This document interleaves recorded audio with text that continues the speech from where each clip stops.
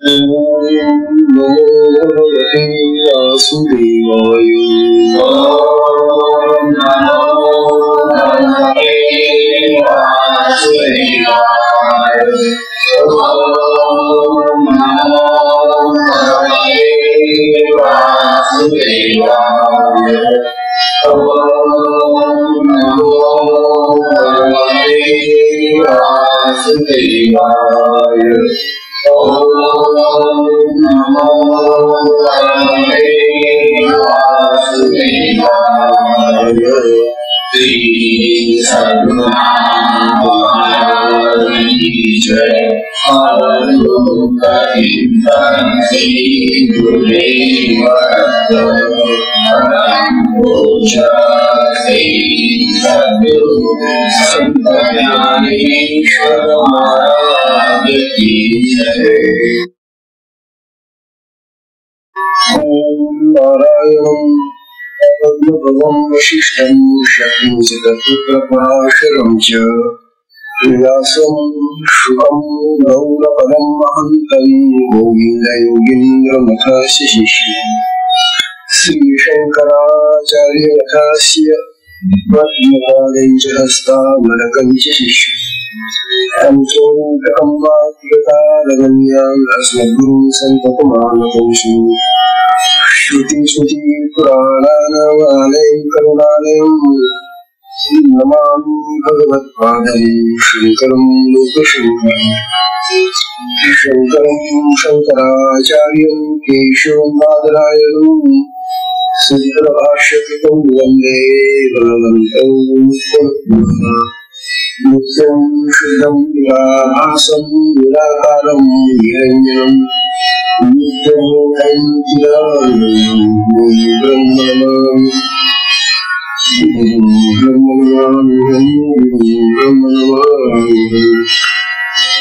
ईश्वरो गुरुरात्मेति बुद्धिर्विभागिने नमोऽस्तुते आयु दक्षिणामूर्ते दक्षिणामूर्ते।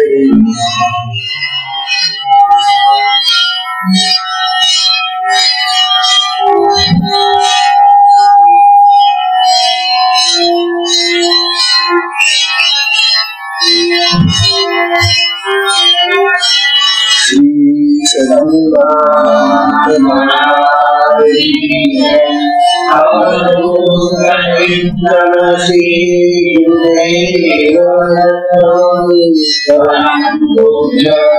श्री सद्गुरु संत ज्ञानेश्वर महाराज की जय।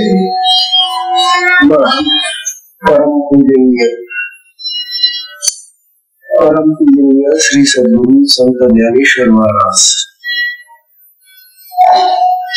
साधकांचे मायबाप बाली आणि भगवान विष्णूचे अवतार असलेले ज्ञानोबा यांचा श्री अमृत अनुभव तथा अनुभवामृत नावाचा हा ग्रंथ आपण पाहतो। अमृतानुभवाचं हे 10वे आणि शेवटचं प्रकरण सुरू आहे। या प्रकरणामध्ये फक्त 31 ओव्या आहेत, पण या 31 ओव्या म्हणजे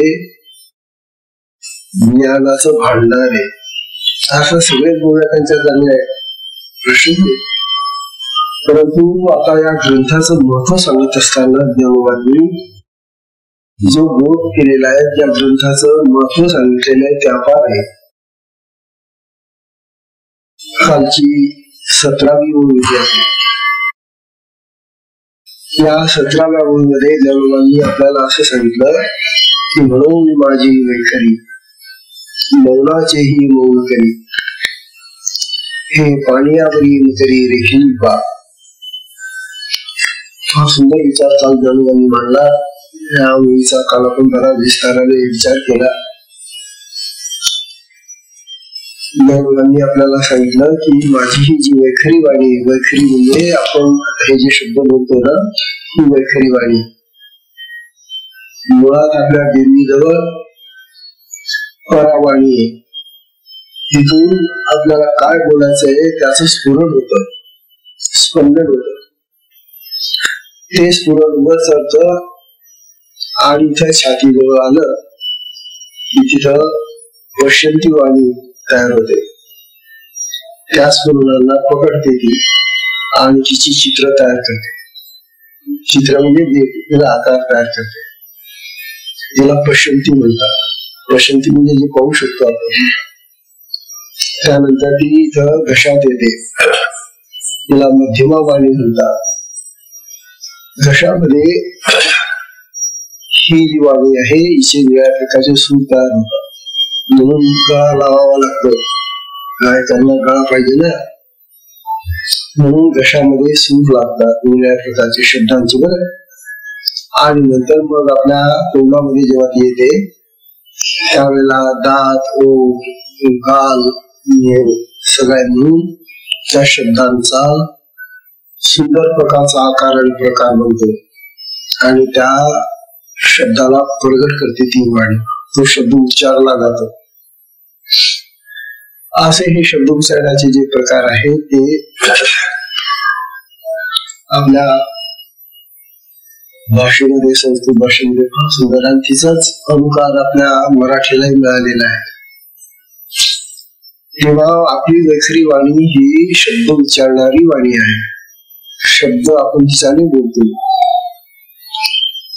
आता ज्ञानोबा म्हणतात माझी वैखरी वाणी या ठिकाणी खरोखर मौन धारण करते. मौन धारण करणे म्हणजे चूप राहणं, बोलणं बंद. वाणी जर बंद केली आपण तर मग कस काय कोणाशी बोलू आपण. आणि पुन्हा ज्ञानोबा नुसतं मौन धारण करत नाही ती वाणी, तर मौनाचे ही मौन. मौनाला आणखी मौन धारण करायला लावलं. आधीच मौन आणि त्याच त्या मौनाचं मौन म्हणजे किती चुपचापपणा असेल तो. तेव्हा इतकंही करून माझी वाणी जरी चूप राहिली तरी ती तत्पर राहिलेली माझी वाणी माझ्या साधकांसाठी, माझ्या भक्तांसाठी ती कशी काय या ग्रंथातून प्रगट झाली. हा ग्रंथ कसला लिहिला गेला, त्या शब्दांनी बनलेला ग्रंथ असतो ना. म्हणून ज्ञानवंतात हे माझं करणं म्हणजे कसं झालं माहिती का. पाणी वाहत असतं आणि त्या वाहत्या पाण्यावर आपण चित्र काढलं मासोळी माशाचं. पाण्यावर रेग अशी मारली माशाची तर ते राहतं का, ते वाहत पाणी येते चटकन बुजून जाते ना. म्हणतात त्याप्रमाणे मी हे जे बोललो आहे ना ते त्या चित स्वरूपावर, तो चितीचा जो प्रवाह आहे, शक्तीचा जो प्रवाह आहे, त्या प्रवाहावर मी एक प्रकारची मासोळी काढली. आणि ती मासोळी जशी चटकन भिजून जाते किंवा बुजून जाते पाण्यामध्ये, राहत नाही, दिसत नाही. म्हणतात तसं माझं ह्या चित्स्वरूप शक्तीवर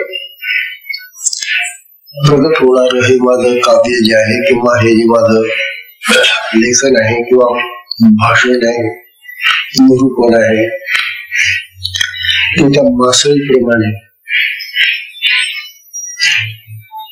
याचा अर्थ ते बुजून गेलं म्हणजे काय नाहीसं झालं असं नव्हे, तर ते या साधकांच्या चित्तामध्ये जाऊन बसलं. आता ज्ञानोबांनी अशी उदाहरणं तर आपल्याला दिलेली ती. ज्ञानोबा म्हणतात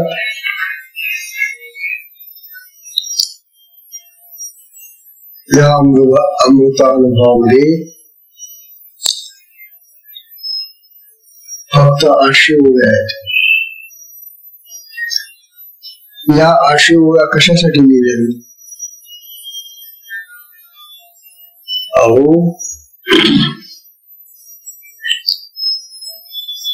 9000 ओव्या ज्ञानेश्वरीत आहेत. 9000. त्याच्या अगोदर हरिपाठाचे अभंग आहेत, त्यानंतर गाथेमधले अभंग आहेत, त्यानंतर 9000 ओव्यांची ज्ञानेश्वरी झाली आणि त्यानंतर चांगलं 65 ओव्या लिहिलेलास आणि ह्या 800 ओव्या हा एवढा ग्रंथसंभार जो निर्माण झाला हा त्या चिती शक्तीने माझ्या गुरूंच्या कृपेमुळे मला लाभलेला आहे. मी काही केलं नाही. आणि म्हणून यामधून जो बोध आहे, जे ज्ञान आहे, ते ज्ञान प्रकाशित झालेले आहे. किंवा ते ज्ञान माझ्या भक्तांना लाभावं म्हणून हे सगळं प्रगट झालेलं आहे असं ज्ञानोबांचं म्हणणं आहे.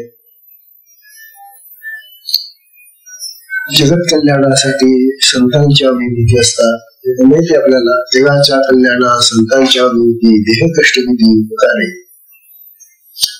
ते संत लोक आपल्या देहाला कष्ट कशासाठी देतात तर लोकांना फायदा व्हावा म्हणून. आजची जी ओवी आहे आता सगळ्यात भारदार आणि आज बरं झालं मोकर लाईट येऊन गेले. आजची ओवी तर ऐका. 19वी ओवी आज ज्ञानोबा सांगले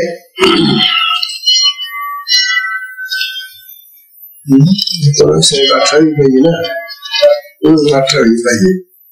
17 झाल्यात. आज 18वी ओवी फार महत्वाची ओवी आहे बघा. 18वी ओवी एवं दशोपनिषदे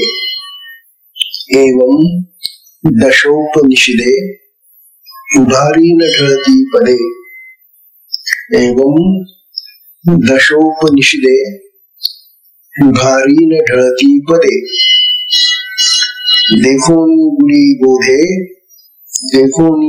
बोधे येथेची दिधली. देखोनी गुरी बोधे येथेची दिधली. ज्ञानोबा आपल्या ग्रंथाचं स्वरूप सांगतायत. या अमृतानुभवाचं महात्म्य सांगून राहिले ज्ञानोबा. ज्ञानोबा आम्हाला काय सांगून राहिले की ही जी आमच्या हिंदू धर्मातली वैदिक शास्त्रातून प्राप्त झालेली वेदांतून आलेली वेदांचं तत्वज्ञान घेऊन निर्माण झालेली जी ज्ञान स्वरूप अशी 10 उपनिषद आहेत. त्या उपनिषदांमधलं सगळं ज्ञान माझ्या अमृतानुभवामध्ये ओतलं गेलं.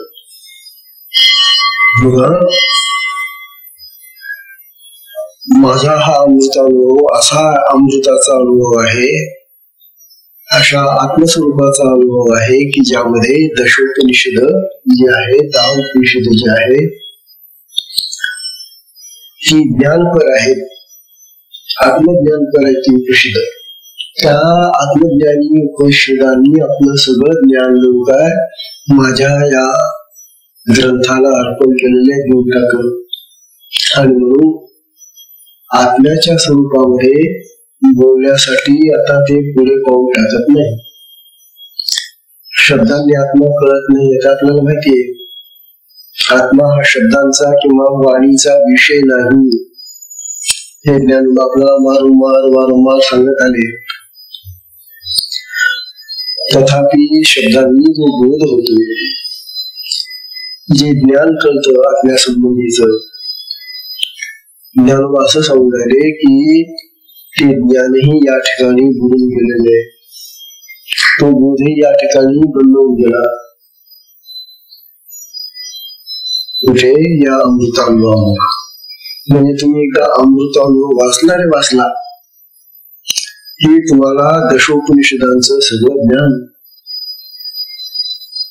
आपोआप येईल. फार कठीण आहे आता. हे मोठं धाडसाचं विधान येत आहे. कारण ही दशोपनिषद आमच्या हिंदू धर्मामधून किती लोकांनी वाचलेली आहे.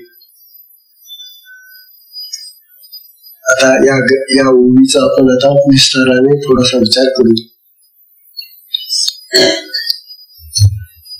एवं दशोपनिषदे उदारी न ढळती पदे. याप्रमाणे 10 उपनिषदांमध्ये आम्ही सांगितले त्यापेक्षा अधिक काही सांगितले नाही. म्हणजे जे 10 उपनिषदांमध्ये जे तत्वज्ञान आलेलं आहे तेच अमृतानुभवामध्ये आलेले. म्हणजे अमृतानुभवाचं ज्ञान आणि दशोपनिषदांचं ज्ञान सारखं आहे. तत्वज्ञान मिळून आले.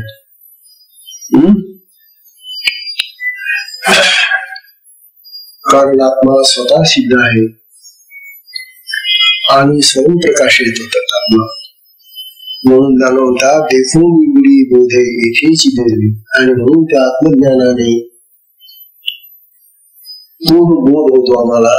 ते जे ज्ञान करतं ते ज्ञान इथंच इथंच बुडालेलं याच ग्रंथामध्ये इथे सापडेल तुम्हाला. दश उपनिषदांचं ज्ञान ज्ञानोबांनी एका 800 मध्ये आणून बसवलं.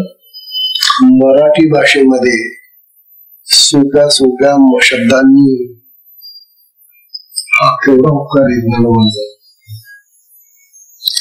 मला ती 10 उपनिषद ग्रंथ मी दाखवायला आणलेला आहे. हे बा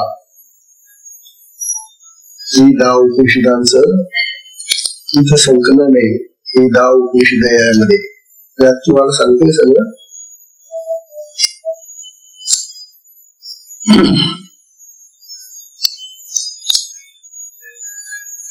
यातलं एक तरी उपनिषद आमच्या हिंदू धर्मातल्या प्रत्येक साधकांनी अभ्यासलं पाहिजे. एक तरी. कारण ते ज्ञान पण आहेत ते सगळे आत्मज्ञानाचा. तो पण प्रश्न असा आला आहे की ती सगळी उपनिषद संस्कृत भाषेत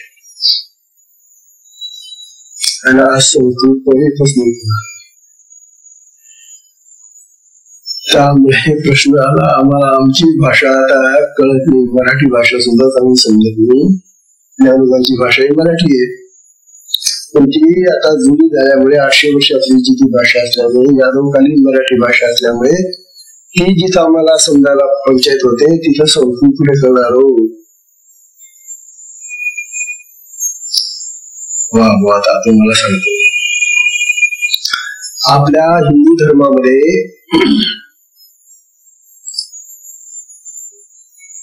3 मुख्य असे ग्रंथ आहेत. घरांनी ऐकवता. या 3 ग्रंथांना प्रस्थानत्रयी म्हणतात. प्रस्थानत्रयी. प्रस्थान म्हणजे जाणं.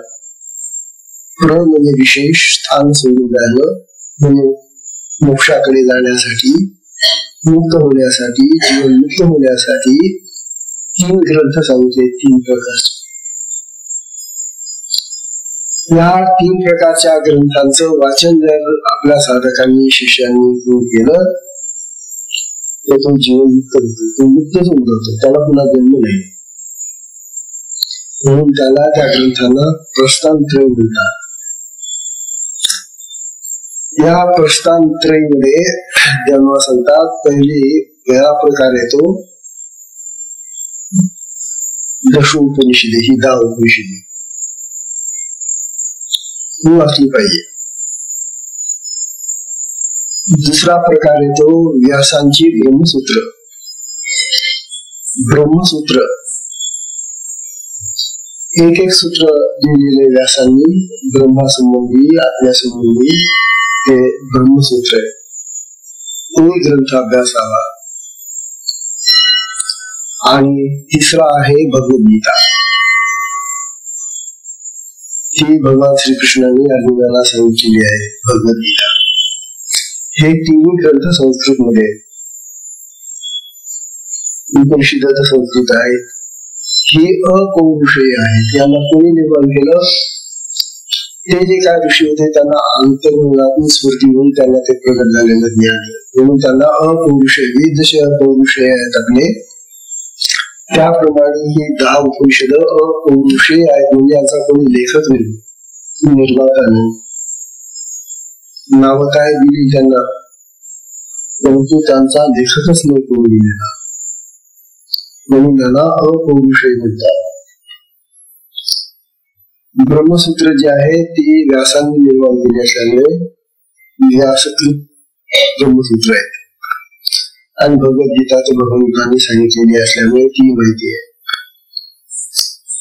अशा या 3 प्रकारच्या ग्रंथाचं जर साधकांनी वाचन केलं, अभ्यास केला, ज्ञान मिळवलं त्यातून तो जीवन मुक्त होतो, मुक्त होऊन जातो. आपल्या देशामध्ये आपला हा जो देश आहे हिंदुस्थान, आज जरा हिंदुस्थान नाही म्हणत, लोकांना लाज वाटते हिंदुस्थान नको म्हणा म्हणायला. हिंदू म्हटलं की एक विशिष्ट जात येते म्हणजे, अरे का वेडी लोक. आपल्या या देशाचा इतिहास इतका प्राचीन आहे की ज्या वेळेला अमेरिका, इंग्लंड वगैरे हे जे आज पुढारलेले देश समजतो आम्ही, ते अगदी अडाणी अवस्थेत होते, अज्ञानी अवस्थेत होते. ज्या काली आमचं हे ज्ञान प्रकाशित झालं, आमच्या देशामध्ये ज्ञान प्रगट होत होतं आणि लोक अभ्यास करत होते, आमची विद्यापीठ होती मोठी, त्यावेळेला जगातले हे असुधारलेले, ज्यांना सुधारलेले देश म्हणतो आम्ही, ते अज्ञान अवस्थेत होते. एवढा मोठा संस्कृतीचा आणि ग्रंथाचा ज्ञानाचा वारसा आपल्या पाठीमागे, पण आम्ही सगळा तो वारसा विसरून गेलो आणि या पाश्चात्यांच्या नादी लागलो आणि त्यांचं अनुकरण आम्ही सुरू केलेले. त्यांच्या देशात आम्ही बोलतो होता. अरे अरे अरे काय वाईट स्थिती आली. ज्या देशामध्ये आदर्श जीवन कसं जगावं, आदर्श राजा कसा असावा, आदर्श प्रजा कशी राहते, त्यांचं जीवन भारतात जाऊनच पाहावं. आणि म्हणून त्या कालामध्ये वेद सांगणारा चिनी प्रवासी प्रवास करत करत आपल्या देशात आलं होतं आणि त्याने म्हणून लिहून ठेवलेलं आहे, त्या चिनी प्रवाशांनी लिहून ठेवलेलं की भारत कसा आहे. मग आपले डोळे उघडतात. तो जर बिचारा आला नसता पायी प्रवास करत करत हिमालयाच्या मार्गातून आणि त्याने जर लिहून ठेवलं नसतं तर आपल्या देशाची ही जी जुनी संस्कृती आहे, जुनं चित्र आहे, ते आपल्यालाही कळलं नसतं. अर्थ आपल्या ग्रंथामध्ये भरपूर लिहिलेले, पण आपले सगळे ग्रंथ त्या तक्षशिला आणि नालंदा ही जी 2 विद्यापीठ होती आपली, ती जाळून टाकली यांनी मुसलमानांनी. त्यामुळे आपले सगळे ग्रंथ जळाले प्राचीन, आणि जे काय थोडेफार वाचले ते येत आहे. तेव्हा ज्ञानोबा म्हणतात ही जी उपनिषद आहेत ही ज्ञानपर आहेत. 6 उपनिषद आहे. आता उपनिषदांचा इतिहास थोडक्यात आहे का, हे तुम्हाला या ग्रंथाच्या निमित्ताने करून राहिलेले हे जगातल्या कुणाला माहिती असं नाहीये. जे अर्थ वाचक आहेत त्यांना असतील माहिती. एकूण 1182 उपनिषद आहेत. किती आहेत? 1182. 1182 इतकी उपनिषद आहेत. या उपनिषदांमध्ये प्रकार आहेत. बरं, या उपनिषदांमध्ये प्रकार असे आहेत बा. 840 उपनिषद ही कर्म मार्गाची उपदेशक आहेत. किती? 840.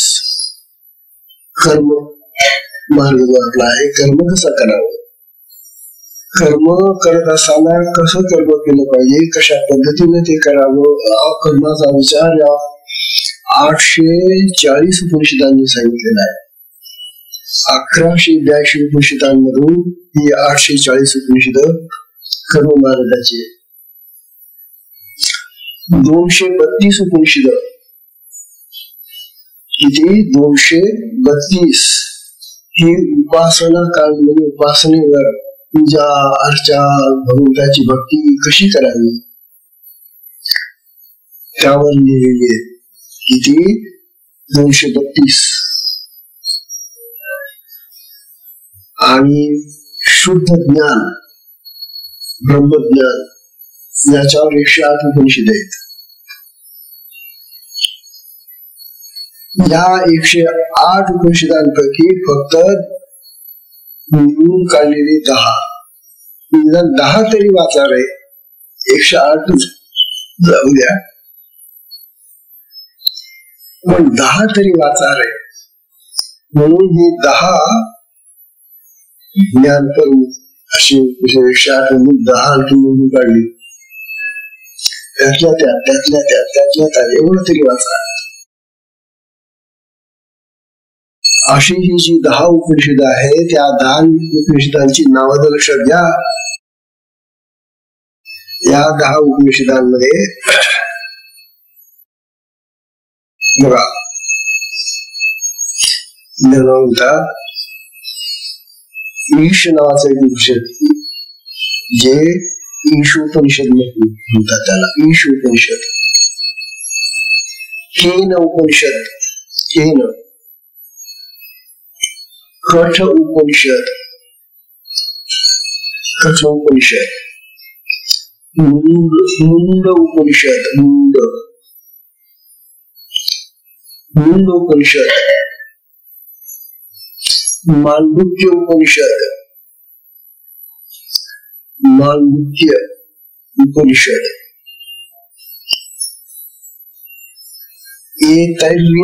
ऐतर्य उपनिषद, वर मात्रा ऐतर्य उपनिषद, तैतर्य उपनिषद, 7 उपनिषद तैतर्य. 8 उपनिषद बृहदारण्यक, बृहदारण्यक, बृहदारण्यक असं उपनिषद आहे. 9 उपनिषद आहे छांदोग्य, छांदोग्य, छांदोग्य उपनिषद. आणि 10 उपनिषद आहे प्रश्नोपनिषद, प्रश्नोपनिषद. अतिशय सुंदर आहे ती. मी तरी काय सांगतो, मला हा काही असा इतका थोड्या वेळा सांगून टाकण्याचा असा काय नाही. सुदैवाने आमच्या नशिबामध्ये या ग्रंथाचा अभ्यास करण्याचं भाग्य लाभलं. सुदैवाने आम्हाला हे भाग्य लागलं, कारण आमचा संस्कृत विषय होता ना. त्यामुळे या ग्रंथांचं वाचन करण्याचं आणि शिकवणाऱ्यांचं भाग्य आम्हाला मिळालं. अशी ही 10 उपनिषद आहेत. आणि ही ब्रह्मकार म्हणजे ज्ञानपर उपनिषद आहेत, आत्मस्वरूपाचं कथन करणारी उपनिषद आहेत असं.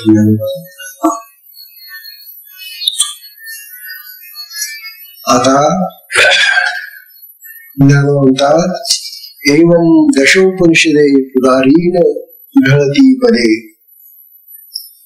अशी जी ज्ञानपर 10 उपनिषद आहे, त्या ज्ञानपर 10 उपनिषदांमध्ये जे तत्वज्ञान आलेले, जे ब्रह्मज्ञान आलेले आहे, त्या ब्रह्मज्ञानाचं स्वरूप आणि माझ्या अमृतानुभवाचं स्वरूप सारखंच आहे.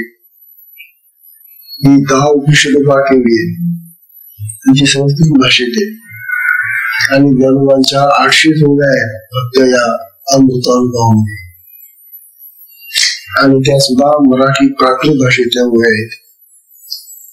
ज्ञानोबांचं हे केवढं सामर्थ्य म्हणावं. ज्ञानोबांचं वय किती. इतक्या लहान वयामध्ये ज्ञानोबांना ही 10 उपनिषदांची सगळी माहिती कशी काय मिळाली, कुठून मिळाली. आणि ते म्हणतात ही 10 उपनिषद माझ्या या अमृत अनुभवामध्ये आलेली आहेत. त्याचं ज्ञान म्हणजे ज्ञानोबांनी ती अशी काहीतरी बरोबर निवडून चोखंदळपणाने त्यातला ज्ञान प्रवाह आपल्याकडे वळवला आणि हा अमृत अनुभवामध्ये टाकलेला आहे. ज्ञान म्हणतात याचं वाचन जो कोणी करील. आता ह्या दशोपनिषदांचं सांगितलं तुम्हाला, प्रस्थानत्रयीचं वाचन करणारा जीवनमुक्त होतो. मग आमचा साधक का जीवन करून आम्ही त्यामध्ये चांगली 65 सरी वाचली आणि त्या चांगलीवाला मुक्त करून टाकला नाव. त्यात 65 डोळे आहेत. असा चांगला मोठा योगी होता. त्याचंही शास्त्र वाचन चांगलं होतं. तो समाधीच्या अवस्थेत गेलेला महात्मा होता. म्हणून त्याला सुद्धा ज्ञानोबांनी थोड्या 65 सोळामध्ये आत्मज्ञानी करून सोडलं. आपल्या हिंदुस्थानामध्ये जे हिंदू लोक आहेत त्या कालापासून ते असं म्हणत आलेले आहे की जगायचं असलं, आपल्याला जर पुन्हा ध्येय घ्यायचा असला तर हिंदुस्थानातच मिळावा. तर त्या कालामध्ये आपला हा देश अतिशय सात्विक, अतिशय चांगला. हरिश्चंद्रासारखे राजे पाहिल्यानंतर तुम्ही राजे होते सत्यवादी. स्वप्नात दिलेलं वचन ते जागृतीत खरं करतात. विश्वामित्राला स्वप्नामध्ये वचन देऊन दिलं हरिश्चंद्राने, माझं राज्य मी तुला दान केलं. आणि मग तो विश्वामित्र राजा हरिश्चंद्र जागा झाल्यानंतर मागायला लागला, आई तुला स्वप्न पडलं होतं ना? काय स्वप्न पडलं सांग? म्हणे मी तुम्हाला माझं राज्य दान केलं स्वप्नात पाहिलं. मग आता काय करतो? मग दिलं ते दिलं, जे स्वप्नात दिलं ना ते जागृतीने दिलं. आणि याप्रमाणे त्याने आपल्या सगळं राज्य विश्वामित्राच्या झोळीत दान करून दिलेले. असे राजे होते आपले. म्हणजे स्वप्नात दिलेलं वचन जागृती, आता जागृतीत दिलेलं स्वप्नात सुद्धा सत्य करणार. का उलटा विचार आलाय. आता जागी पण चांगले असताना जर आपण बोललेलं आहे, वचन दिलेलं आहे, तर ते आपण स्वप्नात सुद्धा खरं करत नाही. असा उलटा व्यवहार. म्हणून आपले सगळे हिंदू लोक त्या कालामध्ये अशी अपेक्षा करत होते, अशी इच्छा करत होते की देवा मरण तर येणार आहे देहाला, देहाने तर आम्ही जाऊ, वास्तविक आम्हाला पुनर्जन्म नको. आणि पुनर्जन्म नको म्हणून हे जीवनमुक्तीसाठी त्यांनी तयार करून ठेवली प्रस्थानत्री. पण त्यांना आता प्रस्थानत्री वाचता येत नाही किंवा त्याचा बोध घेता येत नाही किंवा त्यांना ते आकलन होत नाही. निदान त्यांनी एवढं तरी करावं की पुन्हा जन्माला यायचं असेल तर भारतामध्येच यावं, हिंदुस्थानामध्येच यावं. म्हणजे मग त्यांना त्यांचं पुढचं राहिलेलं जे आहे आणखी अपुरं ते पूर्ण करता येईल आणि जीवन उठवता येईल. इतर देशामध्ये जन्म घेऊन कधीही पूर्णता प्राप्त होणार नाही. अमेरिकेत समजा जन्माला आला भारतातला विषय, तिथे त्याला जीवनमुक्ती मिळेल का? अरे का जीवन येते प्राण्यांचं? जसं प्राणी आहेत ना, काय उघडं रागडं कसं काय जीवन आहे तिथलं, काय त्या स्त्रिया, काय ते पुरुष, कसं त्यांचं वागणं, काय त्यांचं बोलणं, काय त्याचे प्रकार भयानक येते. हा आपला देश संस्कृतीच्या दृष्टीनं, मानवतेच्या दृष्टीनं एक आदर्श असा देश आहे होता. हा स्वतः तो बिघडत चाललाय ती गोष्ट सोडून द्या. तेव्हा ज्ञानोबा सांगायले की आमचे वेदांमध्ये सुद्धा 2 भाग आहेत. एक पूर्व मीमांसा आणि उत्तर मीमांसा असा भाग आहे. पूर्व मीमांसा ही कर्मकांडात्मक आहे, सगळं कर्माचं शास्त्र आहे त्याच्यात. आणि उत्तर मीमांसा जी आहे ती सगळी आत्मज्ञानाचं किंवा ब्रह्मज्ञानाचं स्वरूप सांगणारी आहे. म्हणजे उत्तर मीमांसा वेदातली आणि ही उपनिषद जवळ सारखी आहेत. अशा प्रकारे आपल्या महात्म्यांनी त्या कालामध्ये जे ग्रंथ रचून ठेवले त्या ग्रंथाचं वाचन करता आलं पाहिजे, कमीत कमी त्यांचं आकलन करता आलं पाहिजे, ऐकलं पाहिजे. आज सांगणारे असे क्वचित राहिले.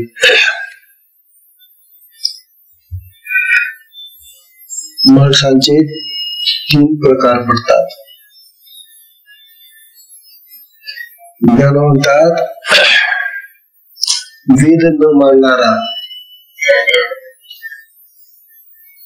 आमचे वेद, आमची उपनिषद, आमचे ग्रंथ यांना मानत नाही ते. यांना न मानणारे लोकांना नास्तिक म्हणतात. अशा नास्तिकामध्ये आपल्या हिंदुस्थानामध्ये जन्माला आलेला चार्वाक एक झाला. त्याचे स्वतंत्र शास्त्र आहे, दर्शन आहे, त्याचं चार्वाक दर्शन. त्याने हे सगळं लिहिलेलं आहे जे अमेरिकेचे लोक सांगतात तसंच लिहून ठेवलेलं आहे. तो प्राचीन आहे, तो काही अलीकडचा नाही. तो चार्वाक फार प्राचीन काळातून गेला. म्हणून चार्वाक दर्शनाचे जास्त भक्त झाले. जास्त खा प्या आणि मजा करा. ऋणम कृत्वा घृतम पिबेत असं तो म्हणतो त्या दर्शनामध्ये. काय करा? ऋणम कृत्वा, अरे कर्ज काढा. ऋण काढा म्हणजे काय करा? पैसे नाही का तुमच्याजवळ, कर्ज काढा ना. आणि कर्ज काढून काय करा? घृतम पिबेत, अरे दूध प्या ना, दूध प्या ना, मजा करा ना, खा प्या. कर्ज काढा, खा प्या, बस आनंद आणि मला असा गेला. तेव्हा नास्तिक असे लोक आहेत. वेद न मानणाऱ्यामध्ये हे बौद्ध आहेत आणि जैन आहेत. तेही वेदांना मानत नाही, परंतु निदान ते आस्तिक तरी आहेत. कुठला तरी मनुष्य रूपाने का होईना त्यांना तो देव आहे, परंतु ते वेदांना मानत नाही.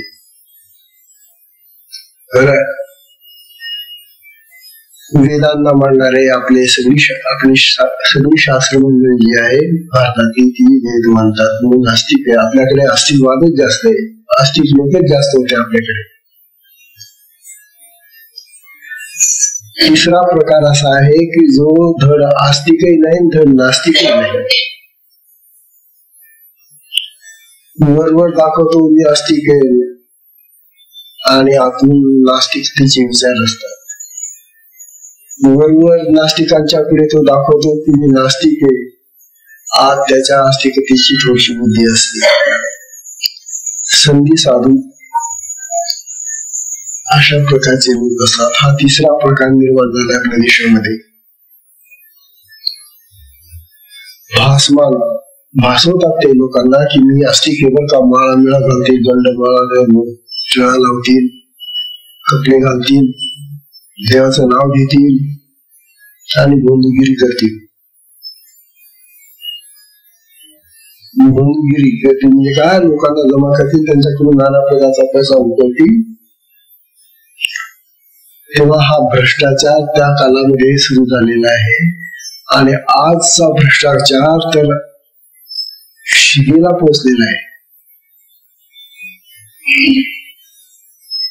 अशा प्रकारे ज्ञानोबा म्हणतात 3 प्रकारचे हे लोक आपल्याला समाजामध्ये दिसतात. आस्तिक, नास्तिक आणि केवळ दिखाऊपणा भरपांगी लोक. आता ज्ञानोबा आपल्याला या ओळीमधून सांगून राहिले जगायचं असलं तर कसं जगायचं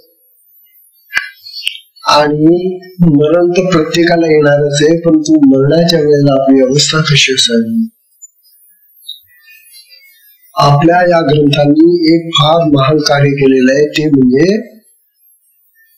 मरणाची भीती काढून टाकली. आणि हा सगळ्या लोकांना साधारणतः जे अज्ञानी लोक आहेत त्यांना मरणाची जास्त भीती आहे. मरणाला जास्त भीतात लोक.